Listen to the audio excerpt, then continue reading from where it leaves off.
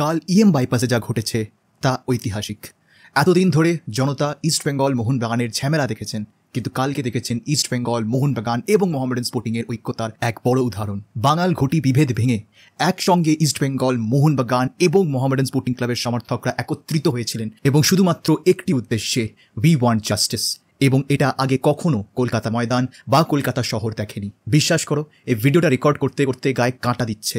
But derby আজকে বাতিল হয়েছে ঠিকই, কিন্তু আজকে ইস্টবেঙ্গল মোহনবাগান ডার্বি খেলেছে, একসাথে খেলেছে, একে অপরের এগেনস্টে নয়। তারা আজকে ডার্বি খেলেছে ইনজাস্টিসের এগেনস্টে, তারা ডার্বি খেলেছে পুলিশ প্রশাসনের এগেনস্টে, তারা ডার্বি খেলেছে আজকে রাষ্ট্রের এগেনস্টে। হাফ ডজন গোলেরও বেশি তারা হয়তো আজকে পুড়েছে, কারণ যেইভাবে আজকে কলকাতা পুলিশ এবং ওয়েস্ট বেঙ্গল পুলিশ দাঁড়িয়েছিল গোলকিপার হয়ে কলকাতা সল্টলেক স্টেডিয়ামের সামনে, বাইপাসের সামনে, তার আর্ধেকও যদি তারা কলকাতা ডার্বির দিনে দিতে পারতো তাহলে হয়তো ম্যাচটা হলেও হতে পারতো। আমি জানি রিসেন্টলি এখন বলা হচ্ছে সিকিউরিটি রিজনস ছিল, হ্যানা ত্যানা অনেক কিছু ছিল, কিন্তু তাহলে এগুলো আগে সমর্থকদের সামনে কেন তোলা হয়নি? প্রোটেস্ট শুরু করার 1 ঘন্টা আগে আপনার নোটিশ জারি করছেন 144 ধারার, আপনারা প্রেস কনফারেন্সে এইসব উক্তি দিচ্ছেন। মানুষ কি সত্যি বিশ্বাস করবে?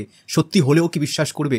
আমার তো মনে হয় না। যখন ডার্বি ক্যান্সেল করা হয়েছিল, যুক্তি দেওয়া হয়েছিল পুলিশ প্রোটেকশন দেওয়া সম্ভব নয়, তাহলে এত পুলিশ কোত্থেকে এলো? কালকে কোত্থেকে লাঠিচার্জ করা হলো আমার ভাই বোনদের উপরে? কেন করা হলো? কেন অ্যারেস্ট করা হলো সেই সব সমর্থকদের যারা শুধুমাত্র একটা পিসফুল প্রোটেস্ট করতে গেছিল মাঠের বাইরে? হ্যাঁ, কেউ তো এখানে কোনো ঝামেলা করতে যায়নি।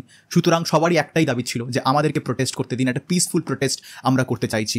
যুব ভারতীর সামনে 144 ধারা ছিল, বলা হয়েছিল 200 মিটার দূরে গিয়ে আপনারা প্রোটেস্ট করুন। সমর্থকেরা 200 মিটার দূরে গিয়ে প্রোটেস্ট চালু করলে সেখানে গিয়েও তাদের থামানোর চেষ্টা করা হয় কেন? কিন্তু শেষমেশ পারলেন না, তো পারবেনও না, কোনো দিন পারবেন না। সত্যের জয় সব সময় হয়, এবং সত্যি মানে এটা ভাবলেই আমার গায়ে কাঁটা দিচ্ছে যে কালকে লাঠিচার্জ করা হয়েছে, গ্রেপ্তার করা হয়েছে, আমাদের কণ্ঠ রোধ করতে চাওয়া হয়েছে, তবুও আমার এই ফুটবল ফ্রেটার্নিটি তারা যেভাবে আশা হারায়নি, সাহস হারায়নি, তাদের প্রতিবাদ চালিয়ে গেছে, সেটা দেখার মতন। আমি সকল ইস্টবেঙ্গল মোহনবাগান এবং মোহামেডান স্পোর্টিং ক্লাবের সাপোর্টারদের কুর্নিশ জানাই। তারা কালকে যে কাজটা করে দেখিয়েছেন সেটা ঐতিহাসিক, এবং হয়তো এটার আমরা কোনোদিন দেখবো, হয়তো দেখা উচিত নয়। আমি আশা করছি যেন এরকম সিচুয়েশন আর কোনোদিন না আসে, কিন্তু আবার ডার্বি আসবে, আবার খেলা আসবে, এবং আবার এই কলকাতা ময়দান 3 ভাগে ভাগ হবে।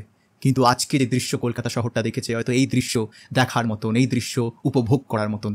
কেউ ভেবেছিলেন যে এক ইস্টবেঙ্গল সমর্থক এক মোহনবাগান সমর্থকের কাঁধে এরকমভাবে প্রতিবাদ জানাবে? মানে ওই ছবিটা is going to be a generational image. ওই ছবি দেখিয়ে দেয় যে কিভাবে এই ইস্টবেঙ্গল মোহনবাগান একে অপরের পরিপূরক। আজকে ইস্টবেঙ্গল আছে বলে মোহনবাগান আছে, আজকে মোহনবাগান আছে বলে ইস্টবেঙ্গল আছে। ভাবা যায় না। যারা ক্যাপচার করেছেন এই মোমেন্টটাকে, অসংখ্য ধন্যবাদ তাদের, কারণ এই ছবিটা will be an example for our next generation, যে মাঠের লড়াই মাঠেই থাকে, মাঠের বাইরে এই ঐক্যতা, এই ব্রাদারহুডটাই যেন চিরকাল থেকে যায়। আমরা আবার মাঠে একে অপরের বিরুদ্ধে লড়বো, আমরা আবার মাঠে একে অপরের এগেনস্টে স্লোগান তুলব, কিন্তু আবার যেদিন কলকাতার প্রয়োজন হবে, এই তিলোত্তমার প্রয়োজন হবে, ইস্টবেঙ্গল মোহনবাগান মোহামেডান স্পোর্টিং আবার এক হবে। আজকের দিনটা সেই পথ কিন্তু দেখিয়ে গেছে। কলকাতা ডার্বি ছাড়াও ভারতীয় ফুটবলে কলকাতা ময়দানের এত বড় ইতিহাস, এত লম্বা ইতিহাস, সেই ইতিহাসে এক নতুন চ্যাপ্টার লিখলো আজকের সমর্থকেরা, এবং এই চ্যাপ্টার পড়ানো হবে আগামী প্রজন্মকে, এবং যদি দরকার পড়ে এই চ্যাপ্টারের পাতায় ফেরত আসা হবে, এবং আবার মাঠে নামবেন এই 3 প্রধানের সমর্থকেরা। আজকে ইস্টবেঙ্গলের সৌরিশ পালকে পুলিশ থেকে প্রোটেকশন দিচ্ছিলেন মেরিনার্স বেস ক্যাম্প। আজকে মোহনবাগানের এক পতাকা মাটিতে পড়ার থেকে রক্ষা করলেন এক ইস্টবেঙ্গল সমর্থক। এই দৃশ্যগুলো দেখে না মাঝে মধ্যে সত্যি মানে চোখে জল চলে আসার মতন কয়েকটা মুহূর্ত ছিল, যে এটা আমি কি দেখছি।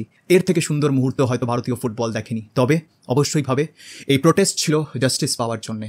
এই প্রোটেস্ট তো চলবে, আমাদের কণ্ঠরোধ করা সম্ভব নয়, আমাদের কণ্ঠরোধ করা যাবেও না। তবে এর সবের মাঝখানে 2টো মানুষ রয়েছে যাদেরকে ধন্যবাদ না দিয়ে থাকা যায় না। প্রথমজন হচ্ছেন AIFF প্রেসিডেন্ট মিস্টার কল্যাণ চৌবে।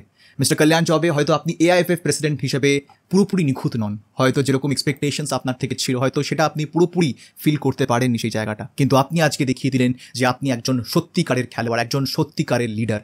যেরকমভাবে আপনি নেতৃত্ব দিয়েছেন এই প্রোটেস্টকে, যেরকমভাবে আপনি পাশে দাঁড়িয়েছেন ইস্টবেঙ্গল মোহনবাগান এবং মোহামেডান স্পোর্টিংয়ের সাপোর্টারদের, hats off to you, hats off. যেই ভাইদের ইচ্ছাকৃতভাবে অ্যারেস্ট করা হয়েছিল তাদেরকে তিনি বার করেছেন।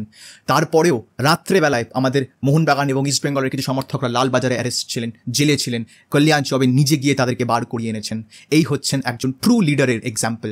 হ্যাটস অফ কল্যাণ চৌবে, আপনাকে অনেক অনেক কুর্নিশ, অনেক অনেক ধন্যবাদ। হয়তো প্রথমবার এরকম কোনো AIFF প্রেসিডেন্ট নিজে রাস্তায় নেমে মাঠের বাইরে সমর্থকদের পাশে এসে দাঁড়িয়েছেন। আউটস্ট্যান্ডিং। এবং এরই সাথে আরেক ব্যক্তি শুভাশিস বোস, ক্যাপ্টেন অফ মোহনবাগান। নিজেকে অধিনায়ক বলা না অনেক সহজ, কিন্তু একজন অধিনায়ক হওয়াটা কি সেটা অনেকেই জানেন না। আপনি সেটা দেখিয়েছেন। একজন অধিনায়ক কি হয় সেটা আপনি আজকে দেখিয়ে দিয়েছেন, সেটার পরিচয় আপনি দিয়ে দিয়েছেন। শুভাশিস বোস, আপনি একজন সত্যিকারের অধিনায়ক। এই কারণকে সমর্থন করার জন্য সাহস লাগে, স্পাইন লাগে। কলকাতা তাদের আজকে আসল মহারাজা, আজকের আসল যুবরাজকে খুঁজে পেয়েছে। আপনাকে এবং আপনার স্ত্রীকে এই সাহসিকতার জন্যে স্যালিউট।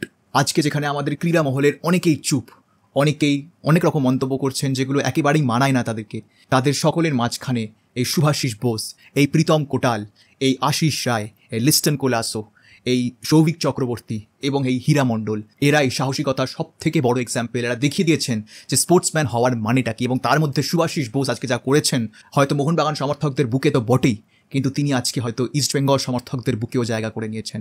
আজকে এক উদ্দেশ্যে ইস্ট মোহন মোহামেডান স্পোর্টিং এক, কোনো বিভেদ নেই, কোনো ঝামেলা নেই। এই ঝামেলার ভয়েতেই আজকে লাঠিচার্জ করছেন না পুলিশ। কোথায় ঝামেলা, কোথায় মারামারি? হাসি পায় ভাবলেও যে পুলিশ কীরকমভাবে একটা পিসফুল প্রোটেস্টকে এরকম অস্থির করে তুলতে পারে। বাট কোনো ব্যাপার না, আমাদের কলকাতা ফুটবলের যে সমর্থকেরা তারা অনেক কিছু সহ্য করেছে, এটা তো কিছুই না।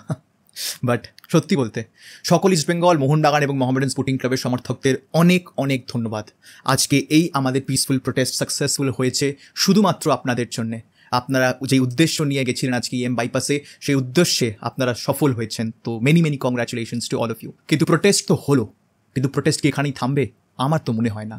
যতক্ষণ না প্রত্যেকটি অপরাধীদের ধরা হচ্ছে এবং সব থেকে কঠিনতম শাস্তি যতক্ষণ না দেওয়া হচ্ছে, ততক্ষণ এই বুক শান্তি পাবে না, ততক্ষণ আমাদের আগুন ভেতর থেকে নিভবে না। এই আগুন জ্বলবে, কারণ এই রাজ্যের মানুষরা এখনও জাস্টিস চায়। We want justice. দরকার পড়লে এই 3 প্রধান আবার নামবে।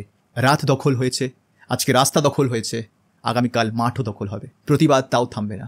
এই হচ্ছে কলকাতা ফুটবল, এই হচ্ছে ইস্টবেঙ্গল, মোহনবাগান এবং মোহামেডান স্পোর্টিং। কুর্নিশ সবাইকে। আমি যদি একটুখানি আজ এবং কাল এরকম কিছু গন্ডগোল করে থাকি, তাহলে তার একটাই কারণ, আজকে অনেক লেটে আমি ভিডিওটা বানাচ্ছি, অনেক রাত্রির করেই আজকে বাড়ি ফিরেছি, এখন বাজে 12:30। তো ভিডিওটা তোমরা কালকে সকালে পাবে, তো অবশ্যই হবে। আজকে এখানেই ভিডিওটা শেষ করছি, দেখা হবে তোমাদের সাথে পরের ভিডিওতে। আর এই ভিডিওটা দেখার জন্য তোমাদের সবাইকে জানাবো ধন্যবাদ।